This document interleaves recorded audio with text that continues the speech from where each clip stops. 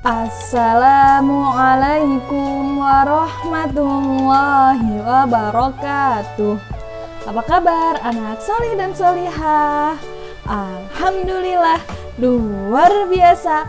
Tetap semangat, dahsyat, Allahu Akbar.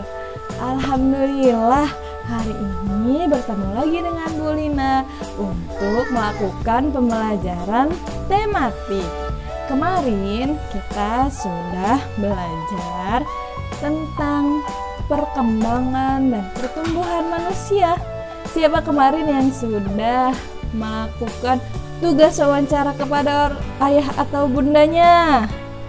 Mantap, good job.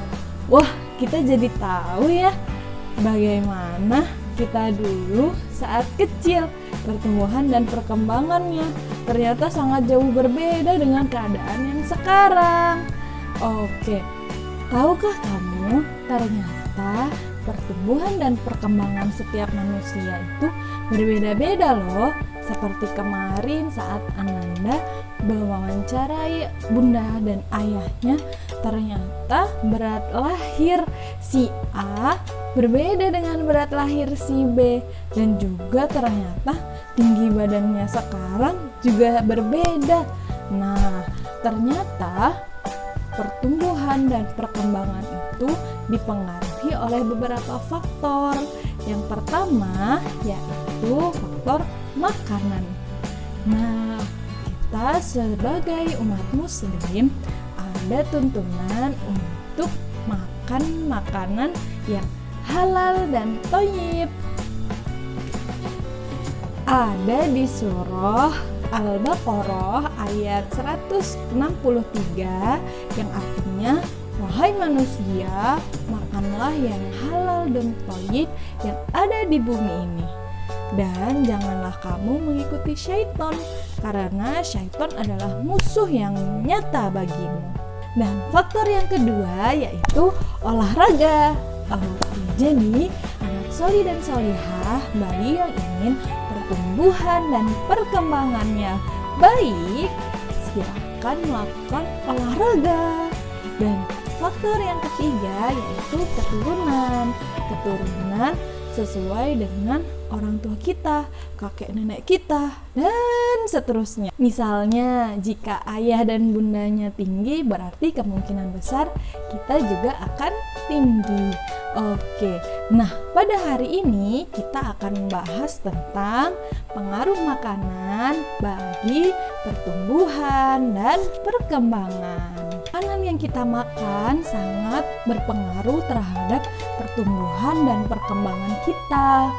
Dan sesuai dengan ayat yang ada di dalam Al-Quran, yaitu surah Al-Baqarah ayat 163, yaitu makan makanan yang halal dan thayyib yang ada di muka bumi. Contohnya, yang pertama ada makanan pokok.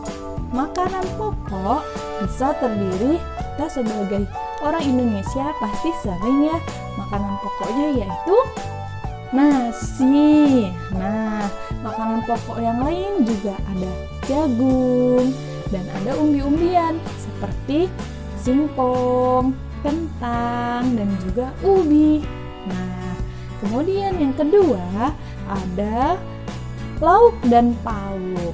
Nah, lauk dan pauk ini bisa dari darat dan bisa dari laut. Ada apa saja kira-kira? Iya, ada ikan, ada ayam, ada daging sapi, ada daging kambing, ada telur ya. Nah, kemudian yang ketiga ada sayur-sayuran. Nah, sayur-sayuran baik juga untuk perkembangan dan pertumbuhan kita. Jadi, semangat makan sayur ya. Jangan hanya nasi dan lauknya, tapi ditambah dengan sayur. Sayur itu ada apa saja anak solih dan solihah? Iya betul, bayam, kemudian wortel, iya, kemudian sawi, iya, kangkung. Good job, mantap. Harus suka semua ya, supaya pertumbuhan dan perkembangan kita makin baik. Kemudian yang keempat ada buah-buahan. Wah, siapa di sini yang suka buah? Oke, mantap. Anak solih dan solihah. Buah-buahan ada apel, ada jeruk, ada anggur, ada melon, banyak ya. Oke, anak solih dan solihah. Tahukah anak solih dan solihah, ternyata buah-buahan itu nantinya juga ada di surga loh. Ada di surah Ar-Rahman ayat 68 yang artinya, dan di dalam kedua surga ini ada bermacam-macam buah-buahan, kurma dan delima. Masya Allah, ternyata di surga nanti juga ada buah-buahan. Wah, yuk kita makan buah yang banyak. Ternyata buah-buahan adalah buah lezat yang nantinya juga akan ada di surga. Siapa di sini yang mau masuk surga? Iya, yuk kita jaga makanan-makanan yang masuk ke dalam tubuh kita, sehingga nanti kita juga akan sehat dan kuat. Nah, kemudian yang kelima yaitu susu. Susu sangat bagus untuk pertumbuhan dan perkembangan kita. Nah, ternyata anak solih dan solihah, dari makanan-makanan tadi itu ada kandungan-kandungan yang sangat dibutuhkan oleh tubuh kita. Kandungan-kandungan tersebut harus dipenuhi, dan ada menu yang namanya menu gizi seimbang. Nah, jadi setiap harinya gizi kita harus dipenuhi dengan kandungan makanan yang akan kita makan. Gizi seimbang itu terdiri dari karbohidrat. Yang pertama, karbohidrat dapat dipenuhi dengan makanan pokok yang bersumber dari nasi, jagung, dan umbi-umbian seperti singkong, kentang, dan ubi. Nah, karbohidrat ini untuk memenuhi energi kita. Jadi, kalau kita tidak makan yang ada kandungan karbohidratnya, kita akan lemas gitu ya. Nah, selanjutnya ada, tadi sudah karbohidrat. Yang kedua ada protein. Protein bisa diambil dari protein hewani dan protein nabati. Protein hewani didapat dari lauk dan pauk, yaitu seperti ikan, kemudian daging ayam, daging sapi, daging kambing. Wah, kemarin kita setelah Idul Adha pasti makan daging kurban ya. Alhamdulillah kita bisa memenuhi kebutuhan makanan kita dari protein hewani. Dan protein nabati yaitu adalah protein yang berasal dari tumbuhan seperti tempe, tahu ya. Oke, dan yang ketiga yaitu mineral. Mineral diperoleh dari makanan, yaitu dari buah dan sayur, dan juga dari susu. Nah, kemudian yang keempat yaitu vitamin. Vitamin didapat dari buah dan sayur. Jadi dirutinkan makan buah dan sayurnya ya setiap hari dan setiap kali kita makan, karena kebutuhan tadi yaitu karbohidrat, protein, vitamin dan mineral harus ada setiap isi piring kita. Semoga ketika gizinya terpenuhi, pertumbuhan dan perkembangan kita akan semakin baik. Nah, anak solih dan solihah, setelah kita tadi sudah mengenal tentang makanan yang sehat dan bergizi.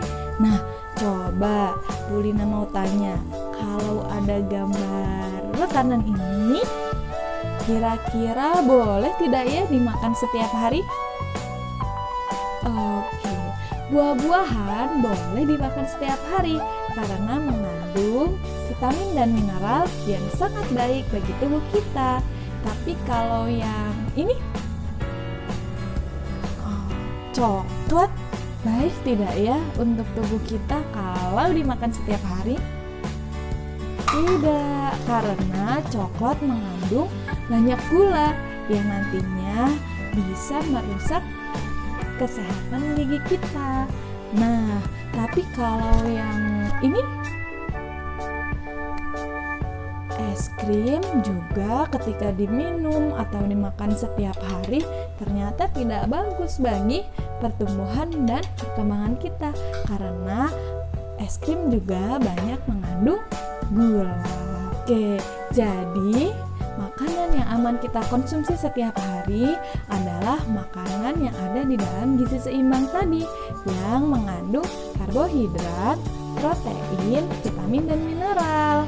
Nah, anak soli dan solihah, makanan kesukaan anak soli dan solihah termasuk makanan yang sehat dan bergizi tidak? Oke, kalau termasuk makanan sehat yang bergizi, mantap! Kita akan tumbuh menjadi anak yang sehat dan kuat.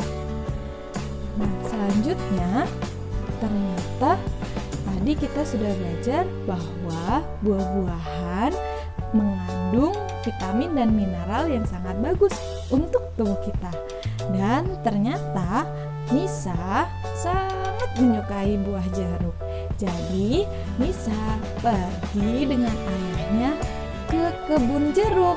Pada tahun 2017 jumlah panen di kebun jeruk adalah 3.428 dan ketika tahun 2018 jumlah panennya meningkat menjadi 4.850.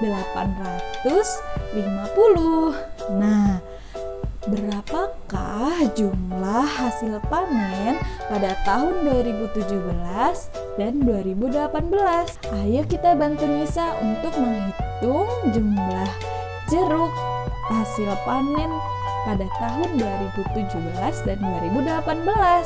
Oke, masih ingat cara mengerjakannya? Karena kita menjumlahkan bilangan ribuan, maka kita akan memakai cara bersusun ke bawah. Yang pertama, kita tulis dulu hasil panen pada tahun 2017, yaitu 3.428. Dan kita tulis di bawahnya, yaitu hasil panen tahun 2018, yaitu 4.850, sesuai dengan nilai tempatnya. Kemudian kita beri garis panjang dan tanda tambah. Kita selesaikan mulai dari bagian paling kanan, yaitu bagian satuan. Coba bagian satuan yang atas angka berapa? 8 dan yang bawah 0. Jadi kita tambahkan 8 ditambah 0 hasilnya adalah 8. Kita tulis di bawahnya. Kemudian kita maju ke bagian puluhan. Di puluhan ada angka berapa yang di atas? 2. Oke, dan yang di bawah adalah angka 5. 2 ditambah 5 yaitu 7. Kita tulis di bawahnya angka 7. Nah, kita masuk ke nilai tempat ratusan. Ada di atasnya angka berapa anak soli dan solihah? Benar sekali, angka 4. Nah, di bawahnya ada angka berapa? 8. Nah, kita coba lihat di sini. 8 ditambah 4. Ada berapa ya 8 ditambah 4? 8, 9, 10, 11, 12. Ada angka 12. Ada yang tahu bagaimana cara menuliskannya? Nah, karena hanya ada satu kotak di bawah, jadi kita akan menyelesaikan penjumlahan dengan cara menyimpan. Nah, 12, 1 adalah nilai tempatnya puluhan, dan 2, angka 2 adalah nilai tempat satuan. Nah, nilai tempat yang satuan ini kita akan tulis di bawah di tempat hasil, yaitu angka 2. Sedangkan angka satunya yang angka puluhan akan akan kita simpan. Simpannya di mana? Iya, simpannya adalah di paling akhir kita mengerjakannya, yaitu di nilai tempat ribuan. Kita tulis di atasnya. Nah, terakhir kita akan menjumlahkan nilai tempat ribuan. Kita hitung dulu, tadi kita sudah ada 1 yang disimpan. Kita jumlahkan dulu nilai yang disimpan, yaitu 1 ditambah dengan 3 dan ditambah dengan 4. Hasilnya berapa anak solih dan solihah? Benar, hasilnya 8. Jadi jumlah hasil panen jeruk tahun 2017 dan 2018 adalah 8.278.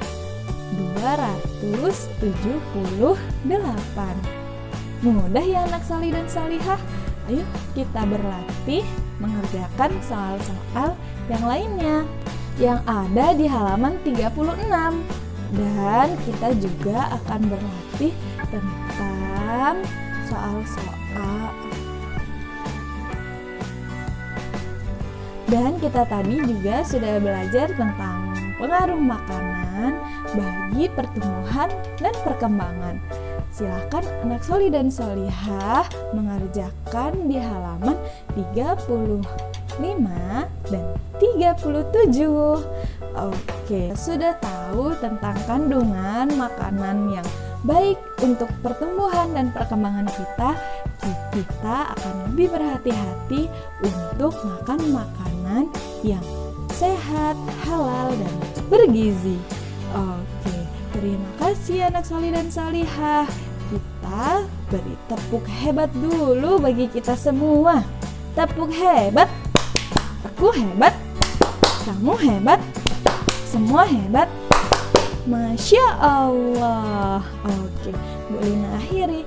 Wassalamualaikum warahmatullahi wabarakatuh. Oke, Bu Lina akhiri.